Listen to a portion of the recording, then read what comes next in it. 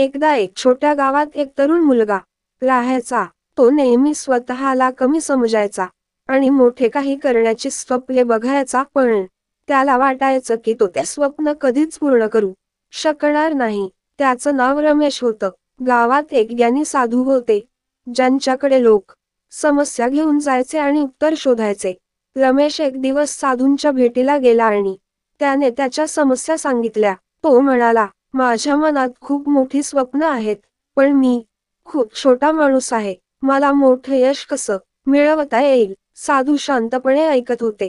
त्यांनी रमेशला एक साधं पण महत्वाचं उत्तर दिलं. तू एका मोठ्या पर्वताच्या शिखरावर चढण्याचं स्वप्न पाहतोस, पण तिथे पोहोचण्यासाठी एका वेळी एक पाऊल टाकावं लागतं. मोठ्या गोष्टी एकाच वेळी होत नाहीत. छोट्या छोट्या पावलांनी पुढे जात राहा. यश तुझ्या मार्गावर येईल. रमेशने साधूंचे शब्द मनात घेतले.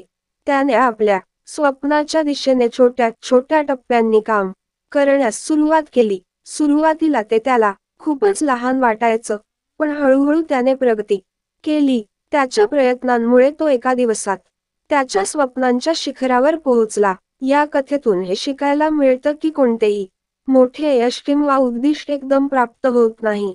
धीर धरून सातत्याने प्रयत्न करत राहिलं तर कुठलाही मोठा ध्येय साध्य करता येतो. धन्यवाद. Please like, share, subscribe and comment. Thank you.